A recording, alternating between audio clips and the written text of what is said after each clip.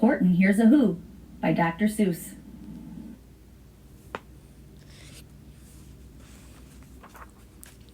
Horton Hears a Who by Dr. Seuss, Random House, Newark. From my great friend, my girl of Tokyo, Japan. On the 15th of May in the jungle of Newell, in the heat of the day, in the cool of the pool, he was splashing, enjoying the jungle's great joys, when Horton the elephant heard a small noise. So Horton stopped splashing. He looked toward the sound. "That's funny," thought Horton. "There's no one around." Then he heard it again, just a very faint yelp, as if some tiny person were calling for help. "I'll help you," said Horton. "But who are you? Where?" He looked and he looked. He could see nothing there, but a small speck of dust blowing past through the air.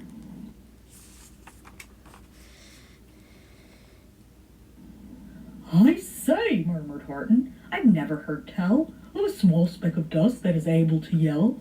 So you know what I think? Why, I think that there must be someone on top of that small speck of dust. Some sort of a creature of very small size, too small to be seen by an elephant's eyes. Some poor little person who's shaking with fear that he'll blow in the pool. He has no way to steer. I'll just have to save him, because after all, a person's a person, no matter how small." So gently and using the greatest of care, the elephant stretched his great trunk through the air, and he lifted the dust speck and carried it over, and placed it down safe on a very soft clover. "Humph!" humped a voice. 'Twas a sour kangaroo, and the young kangaroo in her pouch said, "Humph!" too. "Why, that speck is as small as the head of a pin. A person on that? Why, there never has been."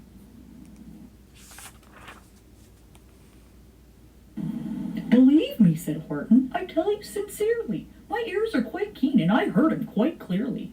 I know there's a person down there, and what's more, quite likely there's two, even three, even four. Quite likely a family for all that we know, a family with children just starting to grow.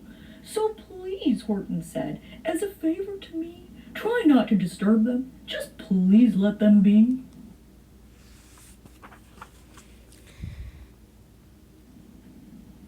"I think you're a fool," laughed the sour kangaroo, and the young kangaroo in her pouch said, "Me too. You're the biggest blamed fool in the jungle of Newell." And the kangaroos plunged in the cool of the pool. "What terrible splashing!" the elephant frowned. "I can't let my very small persons get drowned. I've got to protect them. I'm bigger than they." So he plucked up the clover and hustled away.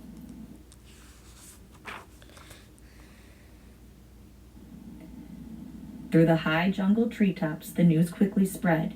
"He talks to a dust speck. He's out of his head. Just look at him walk with that speck on that flower." And Horton walked worrying almost an hour. "Should I put the speck down?" Horton thought with alarm. "If I do, these small persons may come to great harm. I can't put it down, and I won't, after all. A person's a person, no matter how small."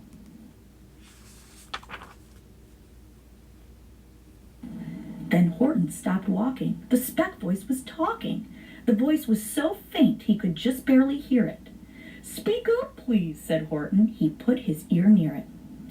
"My friend," came the voice, "you're a very fine friend. You've helped all us folks on this dust speck no end. You've saved all our houses, our ceilings and floors. You've saved all our churches and grocery stores." "You mean," Horton gasped, "you have buildings there too?" "Oh yes," piped the voice. "We most certainly do." "I know," called the voice. "I'm too small to be seen, but I'm mayor of a town that is friendly and clean. Our buildings to you would seem terribly small, but to us who aren't big, they are wonderfully tall. My town is called Whoville, for I am a Who, and we Whos are all thankful and grateful to you." And Horton called back to the mayor of the town, "You're safe now. Don't worry. I won't let you down." But just as he spoke to the mayor of the speck, 3 big jungle monkeys climbed up Horton's neck. The Wickersham brothers came shouting, "What rot! This elephant's talking to who's who are not. There aren't any who's and they don't have a mayor, and we're going to stop all this nonsense, so there!"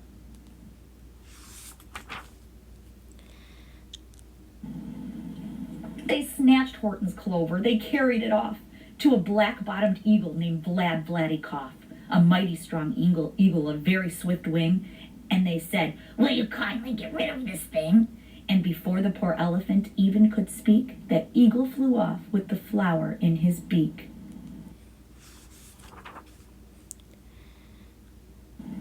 All that late afternoon and far into the night, that black-bottomed bird flapped his wings in fast flight, while Horton chased after with groans over stones that tattered his toenails and battered his bones.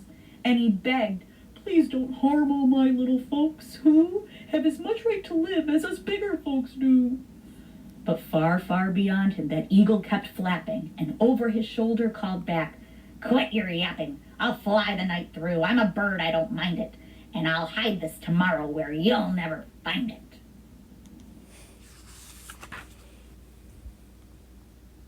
And at 6:56, the next morning, he did it. It sure was a terrible place that he hid it. He let that small clover drop somewhere inside of a great patch of clovers 100 miles wide. "Find that," sneered the bird, "but I think you will fail." And he left with a flip of his black-bottomed tail.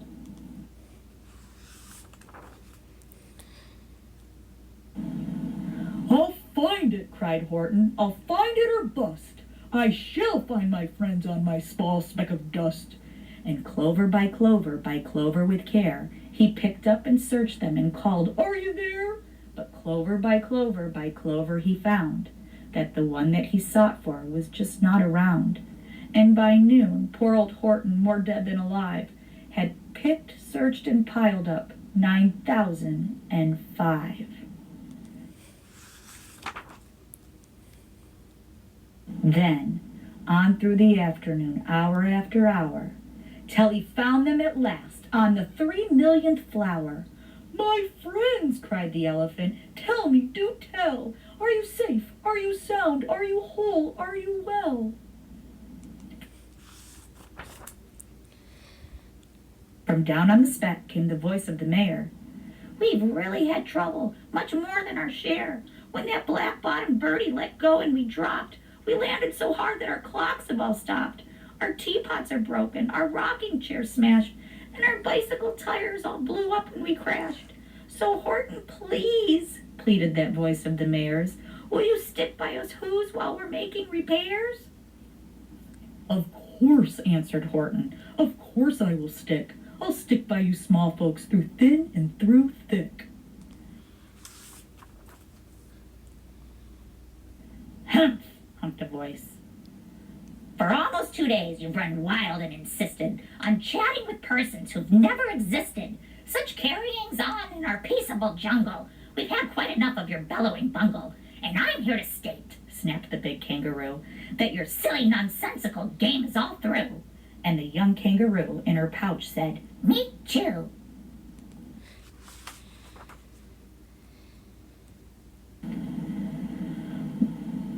With the help of the Wickersham brothers and dozens of Wickersham uncles and Wickersham cousins and Wickersham in-laws whose help I've engaged, you're going to be roped and you're going to be caged. And as for your dust speck, ha! That we shall boil in a hot steaming kettle of hazelnut oil. "Boil it?" gasped Horton. "Oh, that you can't do. It's all full of persons. They'll prove it to you." Mr. Mayor," Horton called. "Mr. Mayor, you've got to prove now that you really are there. So call a big meeting, get everyone out. Make every who holler, make every who shout. Make every who scream. If you don't, every who is going to end up in a hazelnut stew." And down on the dust speck, the scared little mayor quick called a big meeting in Whoville Town Square. And his people cried loudly. They cried out in fear, We are here. We are here. We are here. We are here. The elephant smiled. That was clear as a bell. You kangaroos surely heard that very well. All I heard, snapped the big kangaroo, was the breeze and the faint sound of wind through the far distant trees. I heard no small voices, and you didn't either. And the young kangaroo in her pouch said, Me neither.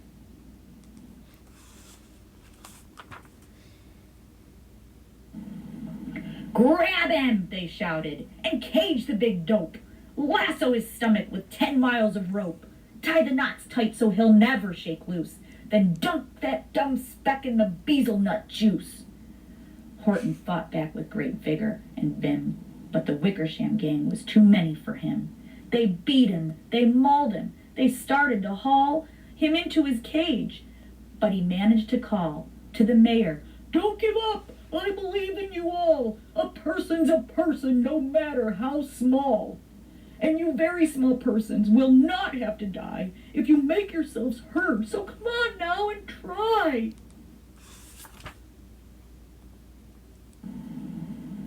The mayor grabbed a tom-tom. He started to smack it. And all over Whoville they whooped up a racket. They rattled tin kettles. They beat on brass pans, on garbage pail tops and old cranberry cans. They blew on bazookas and blasted great toots, on clarinets, oompas, and boompas and flutes.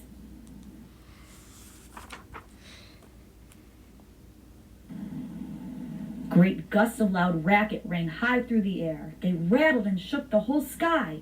And the mayor called up through the howling, mad hullabaloo, Hey, Horton, how's this?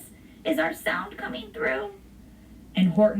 And Horton called back, I can hear you just fine, but the kangaroo's ears aren't as strong quite as mine. They don't hear a thing. Are you sure all your boys are doing their best? Are they all making noise?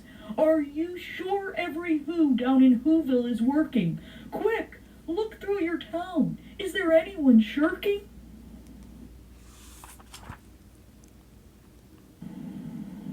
Through the town rushed the mayor, from the east to the west. But everyone seemed to be doing his best. Everyone seemed to be yapping or yipping. Everyone seemed to be beeping or bipping. But it wasn't enough, all this ruckus and roar. He had to find someone to help him make more. He raced through each building. He searched floor to floor.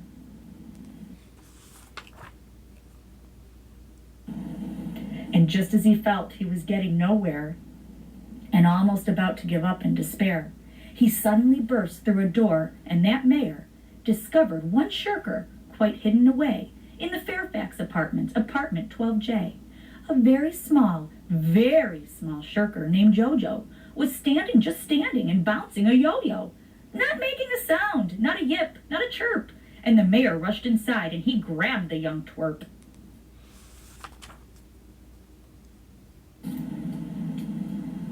And he climbed with the lad up the Eiffelberg Tower.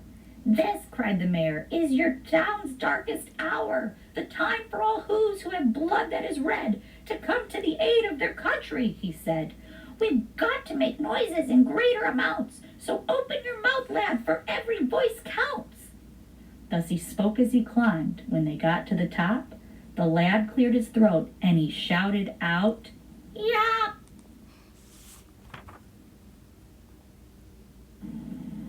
And that yop, that one small, extra yop, put it over.